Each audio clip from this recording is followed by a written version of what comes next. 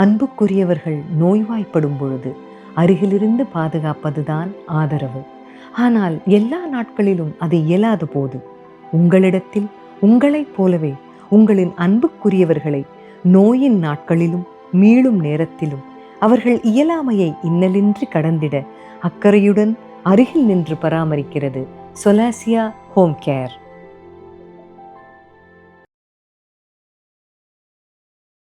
தேவையில்லாத வாக்குறுதியை வீட்டிலேருந்து நம்ம கொடுக்குறோம் பார்த்தீங்களா, அதுதான் இன்னைக்கு அரசியல் வரைக்கும் வந்து நிற்கிது. வாக்குறுதியை அள்ளி அள்ளி அள்ளி கொடுக்கறதுனால என்ன லாபம் தெரியுமா? பெரிய ஏமாற்றத்தை சந்திக்க போகிறோங்கிறது தெரியாமலேயே விழுதுகள் எல்லாம் நம்மோடே வளர்ந்து கொண்டிருக்கின்றன. அதுதான் பாவம்.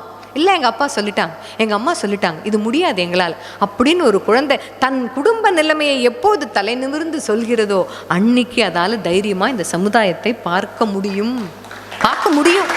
அது பார்க்கும். தன்னைத்தானே அப்படியே ஏற்றுக்கொள்கிற மனப்பாங்கு குழந்தைகள் விழுதுகளுக்கு வரணும்னா அது வேருக்கு வரணும். நான் உருவத்திலிருந்து சமுதாய அந்தஸ்து வரைக்கும் சேர்த்து வச்சு சொல்கிறேன். தன்னைத்தானே அப்படியே ஏற்றுக்கொள்வது எப்படி இருக்கும் பார்க்க. உருவகேலி அப்படிங்கிறது இப்போ குழந்தைங்க மத்தியில் நிறைய இருக்குது, நிறைய பள்ளிக்கூடங்கள் இருக்குது, வெளியே தெரிவது கிடையாது. இப்போ அதெல்லாம் ரொம்ப ஹாஸ்யமாக போச்சு. நகைச்சுவை அப்படிங்கிறது அடுத்தவங்களுடைய உருவத்தை கொஞ்சம் அப்படியே ஊசி முனையில் குத்துற மாதிரி குத்தி குத்தி வேதனைப்படுத்துவது தான் நகைச்சுவைங்கிற மாதிரி இந்த உலகம் பார்த்து கொண்டு இருக்கு. பயங்கர கருப்பாக இருக்கியா, இல்லை கருப்பாக பயங்கரமாக இருக்கியா அப்படின்னு சொல்லிட்டு அது ஒரு மிகப்பெரிய நகைச்சுவை உணர்வுன்னு நாமெல்லாம் ஆஹாஹான்னு கைத்தட்டி சிரிக்கிறோம் இல்லையா? அது எவ்வளோ பெரிய வலி. நிறத்தாலும் தோற்றத்தாலும் உடம்புல இருக்கிற ஒரு அளவாலும் சொல்லி ஒரு மனிதனை நாம் அடையாளப்படுத்துகிறோமே, அது கூடாதுன்ற ஒரு விஷயத்தை குழந்தைகிட்ட நாம் விழுதுகிட்ட கொண்டு போய் சேர்க்கணும்னா அந்த அளவுக்கு வேறு முதல்ல பக்குவப்படணும். யார் அந்த மிஸ்? அவங்களா கொஞ்சம் கருப்பாக இருப்பாங்களே, அவங்க எப்படி அந்த அடையாளம் சொல்லாமல் ஒரு நபரை அடையாளம் காட்டுங்கள் பார்க்கலாம். அதற்கான சிறு முயற்சியவாது எடுங்களேன். யார் நல்லா பாடுவாங்களே அந்த மிஸ்ஸா சொல்லுங்கள். யார் கையெழுத்து முத்து முத்தா எழுதுவாங்களே அந்த மிஸ்ஸா? யார் சிரிச்ச முகமாகவே இருப்பாங்களே அவங்களா? யார் லீவ் போடாமல் வருவாங்களே? எங்கே ஒரு மனுஷனுடைய நல்ல குணத்தை அடையாளமாக காட்டி நாம் எப்போது அவனை அடையாளம் காட்டுகிறோமோ அதை பார்த்து தான் விழுது வளருது. வளரும். அவர் தானே எனக்கு தெரியும் அப்படின்னு ஒரு மனுஷனுக்கு தேவையில்லாத குணங்களை நாம் யார் ஒருத்தனுடைய குணத்தை பார்த்து இது தேவையானது தேவையில்லாததுன்னு பட்டியல் போட? அவங்க வாழ்ந்து வந்த வாழ்க்கை தெரியுமா? அவங்க கடந்து வந்த பாதை தெரியுமா? தாங்கிக்கிட்ட வலி தெரியுமா? ஒன்றுமே தெரியாது. நமக்கு 4 பேரை சொல்லி அவங்கள சொல்ல தெரியும். வலி தரக்கூடிய விழிகள் அவையெல்லாம். அது இல்லாமல் நாம் ஒரு மனிதனை என்னைக்கு அடையாளம் காட்ட பழகி கொள்கிறோமோ நம்ம பார்த்து தான் நம்ம பிள்ளை வளரும். வேரிலிருந்து தான் அந்த விழுது வந்து கொண்டே இருக்கும். நான் இங்கே வேறுன்னு சொல்வது எல்லாமே வளர்ந்த தாத்தா பாட்டிகளை, அப்பா அம்மாக்களை, பெரியம்மா பெரியப்பாக்களை, சித்தி சித்தப்பாக்களை, வளர்ந்து முதிர்ச்சி அடைந்த உறவுகள் எல்லாமே வேர்கள் தான். ஒரு வீட்டை பொறுத்தவரை, ஒரு சமுதாயத்தை பொறுத்தவரை விழுதுகள் எல்லாமே அவர்களை அண்ணாந்து பார்த்து வளர்கிற பிஞ்சுகள் தான் விழுதுகள். யாரோ தப்பா நமக்கு கற்பிதம் பண்ணியிருக்காங்க. வாழ்க்கைன்னா போட்டி, ஓடிட்டே இருக்கணும். எப்படி ஓடணும் தெரியுமா? அவனை முந்திட்டோணும், அவங்கள முந்தினு, இவனை பின்னிக்கு தெரியணும், முடிஞ்சா ஏறி மிதிச்சு கழுத்துல காலை வச்சு திரும்பி பார்க்காம ஓடணும். இதுதான் வாழ்க்கை அப்படின்னு யாரோ கற்பிதம் பண்ணிட்டோம், தப்பா கற்பிதம் பண்ணியிருக்கோம். நிறைய இதுக்கு ஊடகங்களும் சாட்சி. இதில் அவங்க முதன்மை, அதில் இவங்க முதன்மை, இந்த சாதனை அந்த சாதனை. சில வார்த்தைகள் நம்ம வாழ்க்கையில் அசாதாரணமாக வந்துட்டு போகுது. போட்டின்ற வார்த்தை, சாதனைங்கிற வார்த்தை, எது சாதனை அப்படின்னு தெரியாமலேயே நாமெல்லாம் ஓடிக்கிட்டே இருக்கோம். போட்டி இல்லாத உலகத்துக்குள்ளே முதல்ல நாம் இருக்க கற்றுக்கணும். எதெடுத்தாலும் சாதனை செஞ்சுட்டு போட்டோம். செய்திகளை வெறும் செய்திகளாக பார்த்து கடந்து போகிற ஒரு பழக்கம் நமக்கு கிடையாது. இது வேருக்கும் கிடையாது, விழுதுக்கும் கிடையாது. அப்போ சாதனை போட்டிங்கிறதே வேண்டாம். வாழ்க்கை என்பது ஒரு பயணமாக பார்க்கக்கூடிய ஒரு அழகான ஒரு விஷயம். நன்றி உணர்வுங்கிறது தான் வேரிலிருந்து விழுது வரை இன்னைக்கு எல்லாருக்கும் குறைஞ்சிக்கிட்டே வருதுமா. நமக்கு அது வேணும். எத்தனை பேர் நாம் நன்றி உணர்வோடு இருக்கிறதுனா என்ன தெரியுமா?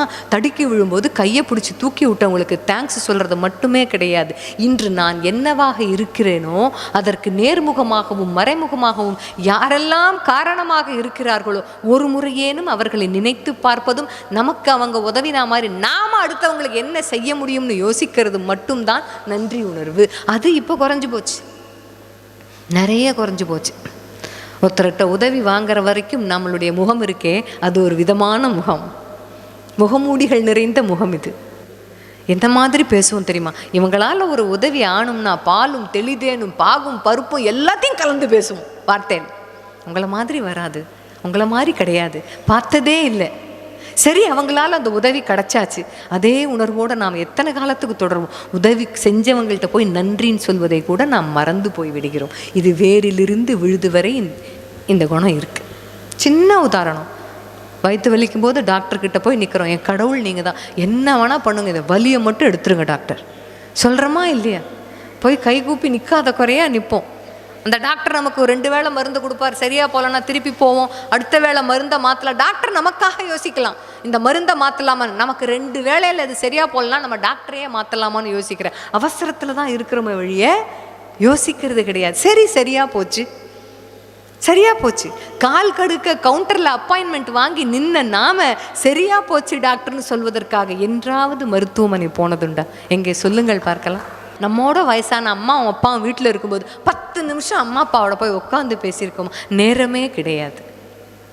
நன்றி உணர்வுங்கிறது அங்கே இல்லாமல் போச்சு. நேரம் இல்லை, பிஸியாக இருக்கேன், வேலைன்னு குடும்பத்துக்காக தானே ஓடுறேன். குடும்பத்தோட 10 நிமிஷம் செலவழிக்க முடியாத வேலை எதுக்கு? அது யாராக இருந்தாலும் சரி. அப்புறம் அப்பாவோ அம்மாவோ காலமாக்கி போய் படமாக மாட்டினதுக்கு அப்புறம் என்ன சொல்லுவோம்? ஒரு 10 நிமிஷம் இப்போ எங்கள் அப்பா வந்தால் நான் பேசுவேன். யாருக்குமே கிடைக்காது, யாருக்குமே கிடைக்காது. இருக்கும்போது அதன் அருமை தெரியாமல் இறந்த பிறகு புலம்போது தான் நன்றி கட்டத்தனத்தின் உச்சம். அதை நம்ம வீட்டிலேருந்தே செய்கிறோம். அது வேரும் செய்து விழுதும் செய்து நடுவில் இருக்கிற இலை பூ காய் கிளை தண்டு எல்லாமே செய்து எல்லா வயதினரும் செய்யக்கூடிய ஒரு விஷயம். அந்த நன்றி உணர்வு வீட்டில் வேணும். வேர்கள் விருந்தோம்பலை மறந்து போனதால் வீடுகள் எல்லாம் தடுமாறி கொண்டிருக்கின்றன. ஒரு வீட்டில் ஒரு விசேஷம்னு உங்கள் வீடு தேடி வந்து யாராவது கூப்பிட்டா குடும்பத்தோடு போவதை ஒரு முறையாவது பழக்கமாக்கிக்கணும். தெரியணும் குழந்தைக்கு ஃபங்க்ஷன்னா என்ன பண்ணுவாங்க, குடும்பமாக எப்படி சேருவாங்க, இதில் இவ்வளோ பேர் வேலை செய்யணுமா. வேலை செய்வதுன்றதே இந்த பிள்ளைகளுக்கு பெரியவர்களோடு சேர்ந்து வேலையை பகிர்ந்து கொள்வது தெரியாது. முன்னெல்லாம் ஒரு கல்யாணம்னா வீட்டில் ஒரு குழந்தை கூட உட்காத்தோட மாட்டாங்க. நீ போய் டம்ளரில் தண்ணி வை, நீ ஸ்பூன் எடுத்தியா, தட்டு எடுத்தியா, இலை எடுத்தியா, சாப்பிட்டாங்களான்னு கேள்வி, இன்னும் எத்தனை பேர் சாப்பிட ஓட விட்டுக்கிட்டே இருப்பாங்க. நாங்கள்லாம் உட்காந்ததா சரித்திரமே கிடையாது. சின்ன ஃபங்க்ஷனாக இருந்தாலும் சரி, ஒரு பெரிய விழாவாக இருந்தாலும் சரி. இப்போ இருக்கா? அதுவும் செல்லை வச்சுக்கிட்டு ஒரு ஆப்பை டவுன்லோட் பண்ணிவிட்டு சாப்பிட்ற நேரம் வந்தால் சொல்லுன்னு வந்து சாப்பிடுது.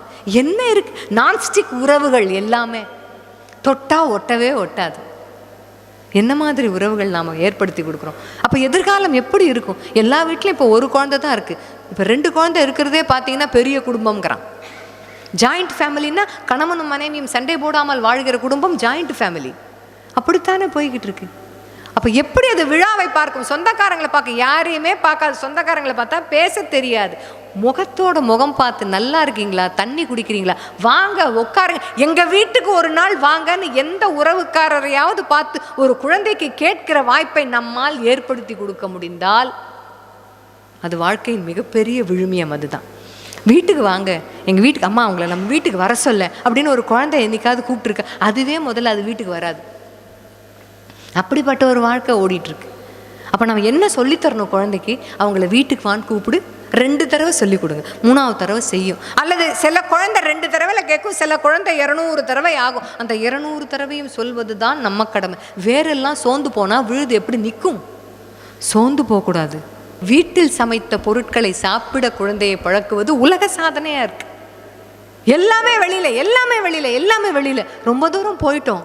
ஆனாலும் அம்மாவனுடைய கைமணம் குழந்தைக்கு மறக்காமல் இருக்கணும்னா வீட்டில் சமைத்ததை சாப்பிடுவதையும் குழந்தைக்கு பழக்குங்கள். ஹைஜீன். ஜப்பானில் பாரு அவன் எப்படி சுத்தமாக வச்சுட்டு போகிறான் பார், ரஷ்யாவில் பாரு அவன் எப்படி வச்சுட்டு போகிறான் பார், சைனாவில் பாரு அவன் எப்படி இருக்கான் பார். வெளிநாட்டை பார்த்து வாயை பொழுது அவங்களுடைய கொள்கை பரப்பு செயலாளராகவே எத்தனை ஜென்மத்துக்கு நாம் வாழறது. நம்ம நாட்டை மாற்ற வேண்டாமா? இந்த இளைஞர்கள் சக்தி ஜாஸ்தியாக இருக்கிறது நம்ம நாட்டில் தான் டெமோகிராஃபி படி பார்த்தா. ஆனால் அந்த சக்தியெல்லாம் விரயமாக்கிடுறோமா, வீணாக்கிடுறோமா? அந்த சக்தி 100 சக்தி வாய்ந்த இளைஞர்களை கொண்டு வந்து கொடுத்துருங்க, நான் இந்தியாவையே மாற்றி காட்டுறேன்னு சொல்லிட்டு போனவர் சொல்லி 100 வருஷத்துக்கு மேலே ஆகிப்போச்சு. மாறிச்சா இந்தியா? மாறும். இந்த சமுதாயம் மாறும், நிச்சயமாக மாறும். அதுக்கு வேர் நாமத்தான் செய்யணும். இந்த வேர் ஒரு ஆசிரியையாக இருக்கலாம், ஒரு அப்பாவாக இருக்கலாம், அம்மா, அக்கா, சகோதரி, தோழன், தோழி, சித்தப்பா, பெரியப்பா, தாத்தா, பாட்டி, எந்த உறவாக வேண்டுமானாலும் இந்த வேர் இருக்கலாம். சொல்லி கொடுக்கிறவங்க எல்லாரும் ஆசிரியர் கிடையாதும்மா. யாரிடமிருந்து மற்றவர்கள் எதையாவது கற்றுக்கொள்கிறார்களோ அவர்கள் மட்டும்தான் ஆசிரியர். அப்போ நாம் என்ன கற்றுக் கொடுக்குறோம்? பொறுமை கற்றுக் கொடுத்துருக்கோமா? ஒழுக்கம் கற்றுக் கொடுத்துருக்கோமா? நன்றி உணர்வு கற்றுக் கொடுத்துருக்கோமா? விருந்தோம்பல் கற்றுக் கொடுத்துருக்கோமா? காத்துக்கிட்டு கற்றுக் கொடுத்துருக்கோமா? ஒன்றுமே வேண்டாம். 24 மணி நேரம் பொய் சொல்லாமல் இருப்பதற்கு கற்றுக் கொடுத்துருக்கோமா? அப்போ அது வேறு மிகப்பெரிய பிரயத்தனம் பண்ணணும், கண்டிப்பாக பண்ணணும். இன்னொரு பெரிய விஷயம் என்ன தெரியுமா? நம்ம அம்மா அப்பா கிட்ட பேசும்போது என்ன தொனியில் பேசுகிறோமோ அதைத்தான் நம் விழுதுகள் நம்மகிட்டையும் போட்டு காமிக்கும். ஞாபகம் வச்சுக்கணும். நமக்கும் நம்ம அம்மா அப்பாக்குமான ஒரு உறவும் புரிதலும் வேற. சும்மா இருப்பா, உனக்கு ஒன்றும் தெரியாது. நமக்கு 50 வயசு ஆயிருக்கும், அப்பாவுக்கு 70 வயசு ஆயிருக்கும், உரிமையில் பேசியிருப்போம். சரிடா கண்ணுன்னு அப்பா தலையை தடவிட்டு போயிடுவார். அதை பார்த்த விழுதுக்கு 5 வயசு நம்மக்கிட்ட நாளைக்கு பேசும், சும்மா இருப்பா, உனக்கு ஒன்றும் தெரியாது. அந்த வார்த்தையை நம்மளால் ஏற்றுக்க முடியாது. அப்போ என்ன பண்ணணும்? வார்த்தையை பார்த்து பிரயோகிக்க வேண்டும். ரொம்ப பார்த்து பிரயோகிக்கணும். 4 தடவை பார்த்து பிரயோகிச்சிட்டோன்னா 5ஆவது தடவை பழக்கமாயிடும். மீண்டும் மீண்டும் வருகிற கனவு தான் லட்சியமாகுங்கிற மாதிரி மீண்டும் மீண்டும் நம்ம நடத்திய மாற்றிக்கிட்டே இருந்தால் அதுவே பழக்கமாயிடும். அதுவே நம்மளுடைய குணாதிசயமாக மாறி போயிடும். செய்கிறோமா? அதுக்கெல்லாம் நேரம் கிடையாது. சரி, நேரம் இல்லைன்றோம் இல்லை, என்ன தான் பண்ணுறோம்? அந்த நேரத்தில் என்ன தான் பண்ணுறோம்? ஒரு நகைச்சுவையே கேட்பாங்க தெரியுமா? துணி துவைக்க மிஷின் வந்துடுச்சு, உங்கள் நேரத்தை குறைச்சிடுது. மாவரைக்க மிஷின் வந்துடுச்சு, உங்கள் நேரத்தை குறைச்சிடுது. சரி, அந்த நேரத்தெல்லாம் நாம் என்ன பண்ணோம்? என்ன செஞ்சோம்? அந்த நேரத்தை எதுக்காக செஞ்சோம்? வாசிப்பு அனுபவம். வேர்கள் தான் ஆரம்பிக்க வேண்டும். திருப்பி சொல்கிறேன், நேரம் கிடைக்கும் போதெல்லாம் இல்லை, இதற்காகவே நேரத்தை வீட்டில் ஒதுக்குங்க. வீடுதோறும் சின்ன நூலகம் ஒன்று கண்டிப்பாக வேணும். எல்லா அம்மா அப்பாவும் செய்ய வேண்டிய விஷயம் இது. 4 புத்தகம் இருந்தால் கூட போடுங்க, அதுதான் உங்கள் வீட்டு லைப்ரரி. ஆண்டுதோறும் மாவட்டந்தோறும் இங்கே புத்தக கண்காட்சி நடத்தி கோடியாக புத்தகங்கள். எதுக்காக நம்ம போகிறோம் புத்தக கண்காட்சிக்கு? அங்கே எவ்வளோ பெரிய அப்பளம் விற்கிறாங்க, எவ்வளோ பெரிய பஜ்ஜி விற்கிறாங்க, யாரெல்லாம் வராங்க, யார் வந்து பேசுகிறாங்க, எந்த செலிபிரிட்டி வராங்க, எந்த சேனல்காரங்க வராங்க, எந்த யூடியூபர் வந்து பேசுகிறாங்க, அவ்வளோதானே. சரி, போகும்போது கையில் என்ன எடுத்துகிட்டு போகிறோம்? ஒன்றும் இல்லை. மூட்டு வலியில் நடக்க முடியாத ஏதோ ஒரு பாட்டியோ தாத்தாவோ ஆசைப்பட்டு அல்லது அந்த எழுத்துலகை சார்ந்தவர்களே ஏதாவது வாங்கிட்டு போனால் தான் உண்டு. சரி, பெருமைக்காகவாது புத்தக கண்காட்சிக்கு போகிறேன்னு ஒரு 4 புத்தகத்தை அள்ளிட்டு வந்துட்டோன்னு வச்சுக்கோங்களேன். அடுத்த புத்தக கண்காட்சிக்குள்ளே படித்து முடிச்சுடுறோமா? கிடையாது. என்னங்க பண்ணுறோம்? அந்த புத்தகத்தை தெரியல, தேடுவோம். என்னைக்காவது ஒரு நாள் வீட்டை ஒழிக்கும்போது வரும். ஐயோ, இந்த புத்தகம் இல்லை, வாங்கினேன் இல்லை, ஓடி போய் எழுதினவங்களோட ஆசிரியரோட கையெழுத்தெல்லாம் வேற நின்று வாங்கி ஃபோட்டோலாம் எடுத்திருப்போம். சரி, முதல் பக்கத்தை படிச்சிருப்போமா, முன்னுரை படிச்சிருப்போமா, அணிந்துரை படிச்சிருப்போமா? ஒன்றும் படிச்சிருக்க மாட்டோம். குறைந்தபட்சம் புத்தகத்தின் பேராவது ஞாபகம் இருக்குமா? மறந்து போயிடும் காலப்போக்கில். எதற்காக வாங்கினோம் அந்த புத்தகத்தை? ஆனால் குழந்தை மட்டும் வாசிக்கணும்னா பூச்சியை மருந்து வேரில் அடித்தாதான், திருப்பி சொல்கிறேன், விழுது தெம்பா நிற்கும். ஏன் படிக்கணும் தெரியுமா? படிக்கும்போது தான் தன் வயது ஒத்த பிள்ளைகளோடு பேசும்போது, நான் அந்த புத்தகத்தில் அதை படித்தேன்டா, இதில் இது கொடுத்துருக்கா, நல்ல விஷயங்களை பற்றி பேசுவதற்கு அந்த குழந்தைக்கு ஒரு களம் கிடைக்கும். இல்லைன்னா அது எதை பேசும் தெரியுமா? ரீல்ஸை பற்றி பேசும், மீம்ஸை பற்றி பேசும். தேவையில்லாமல் இப்போ திறந்து ஒரு பட்டன் அழுத்தினா காணக்கூடாத காட்சிகள் எல்லாம் நிறைய இருக்குது, அதை பற்றி மட்டும்தான் பேசும். அதை தான் பிஞ்சிலேயே பார்த்து வெம்பி போகும். அப்புறம் குழந்தை கையை விட்டு போனதுக்கப்புறம் அழுது பிரயோஜனம் இல்லை, கத்தி பிரயோஜனம் இல்லை. அப்போ வாசிக்கணும் அப்படிங்கிறது வீட்டில் குழந்தைக்கு வரணும்னா அம்மா அப்பா வாசிக்கணும். எதை வேண்டுமானாலும் நல்ல விஷயங்கள் வாசித்ததை குழந்தையோடு பகிருங்க. சாப்பிடும்போது பேசுங்க. இது 10 நாள் கஷ்டமாக இருக்கும் குழந்தைக்கு, 2 மாதம் கூட கஷ்டமாக இருக்கும். அதுக்கப்புறம் இன்றைக்கி என்னம்மா ஒன்றும் புதுசாக படிக்கலையா, நீ சொல்லவே இல்லை ஒன்றும் அப்படின்னு புள்ள கேட்கும். அது கேட்க வர வரைக்கும் நாம் விடாமல் அதை செய்கிற ஒழுக்கம் நமக்கு முதல்ல வளரணும். இந்த மாதிரி நிறைய விஷயம். வயதான அம்மாவையும் அப்பாவையும் வைத்து பார்த்து கொள்கிற ஒரு பாங்கு நிறைய வீடுகளில் குறைஞ்சி போச்சு. வெளிநாட்டில் இருக்கிற பிள்ளைகளால் பார்க்க முடியலன்ற ஒரு நல்ல காரணம் சொன்னாலும், உள்ளூர்லேயே அம்மா அப்பாவோடய இருக்கிற குழந்தைகள் எல்லாம் அம்மாவும் அப்பாவும் சத்து எதுவும் இல்லை, சக்கையாக ஆயிட்டாங்கன்றதுக்கு அப்புறமா பார்த்துக்கிறதே கிடையாது. குறைஞ்சிக்கிட்டே வருது. தாத்தா பாட்டி உங்கள் வீட்டில் இருக்காங்களா அப்படின்னு ஆச்சரியமாக கேட்கிற குழந்தைகள் இன்றைக்கி நிறைய. கால் உடைஞ்சி கையடைஞ்சு போன சேரு டேபிள் மாதிரி முடங்கி போய் மூலையில் போய் உட்கார்ற தாத்தா பாட்டிகள் நிறைய இருக்காங்க. பார்த்துக்கிற ஆள் இல்லைம்மா.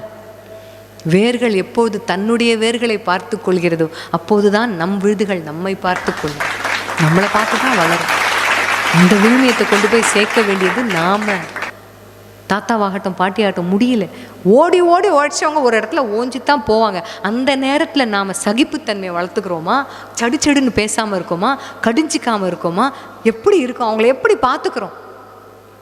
அந்த மாதிரி இல்லாமல் போனதுனால தான் யாரோ ஒருத்தர் 2 பேர் இப்படி பார்த்துக்கிறதெல்லாம் காணொலியாக வருது. இவரை பாருங்கள், இவர் தாயையும் தகப்பனையும் எப்படி பார்த்து கொள்கிறார் என்பது எவ்வளோ கேவலமான விஷயம்.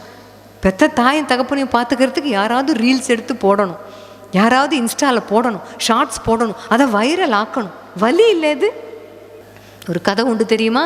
இந்த திருவோட நான் எடுத்து வச்சுக்கிறேன்ப்பா, உனக்கு வயசான காலத்தில் உதவுன்னு குழந்தை சொன்னானே, அதே மாதிரி தான் நம் நடத்தையை நாம் மாற்றிக்கொள்ளாவிட்டால் வேர்கள் எல்லாம் கொஞ்சம் நிதானிச்சு முழிச்சுக்கிட்டு தன்னைத்தானே தட்டி சரி செஞ்சு எடுக்கலைன்னு வச்சுக்கோங்க, விழுதுகள் எல்லாம் நம்மளை பார்த்து கேள்வி கேட்கும். நீ வாழ்ந்தது சரின்னு நினைக்கிறியா, எங்கிட்டேருந்து எப்படி நீ எதிர்பார்க்குறேன்னு ஒரு கேள்வி கேட்கும். துவண்டு போன வேறா நம்மளால் நிற்கும்போது கேள்வியையும் எதிர்கொள்ள முடியாது, தன்னிச்சையாகவும் நம்மளால் வாழ முடியாது. கொஞ்சம் ஞாபகம் வச்சுக்கோங்க. அதனால் விழுமியங்கள் ஒரு சின்ன சின்ன சின்ன சின்ன செயல், நாம் நகர்த்துற ஒரு காயையும் அந்த விழுதைத்தான் பாதிக்கும். வார்த்தைகளை கொஞ்சம் மாற்றி பிரயோகிக்க பழகிக்கொள்ளும். நல்ல வார்த்தைகள் இருக்குது. கனி இருப்ப காய் கவர்ந்தற்று, கோடான கோடி நல்ல வார்த்தை இருக்கு. தேடி தேடி தேடி தேடி தேடி தேடி சபரி கடிச்சு பார்த்து ராமனுக்கு இந்த பழம் இனிக்கும்னு கொடுத்தா இல்லையா, அந்த மாதிரி நாம் இது நல்ல வார்த்தைன்னு தேடி தேடி பார்த்து பேச ஆரம்பிக்கும்பொழுது விழுதுக்கு தானே அது போய் சேரும். நாம் கொண்டு போய் சேர்க்கவே வேண்டாம். அதனால் நாம் கொஞ்சம் வேர் மாறிட்டோன்னு வச்சுக்கோங்க, நம் வழியாக வருகிற விழுதுகள் அவை நாளை வேறாய் மாறி அதுங்களுக்கெல்லாம் விழுது வரும் இல்லை, சந்ததி நல்லபடியாக போய்கிட்டே இருக்கும். சின்ன மெனக்கடல்கள் தான், சின்ன மெனக்கடல் தான். அந்த மெனக்கடலை நம்ம தரப்புலேருந்து நாம் பண்ண ஆரம்பிச்சிட்டா நம் வழியாக போகிற வேர்களும் அந்த விழுதுகள் பார்க்கின்ற சமுதாயம் எல்லாமே ரொம்ப அழகாக மாறிடும்னு சொல்லி, நேற்றைய பொழுது அனுபவம், இன்றைய பொழுது நிச்சயம், நாளைய பொழுது நம்பிக்கையோடு இருங்கள்னு சொல்லி வாய்ப்புக்கு நன்றி கூறி விடைபெறுகிறேன். வணக்கம்.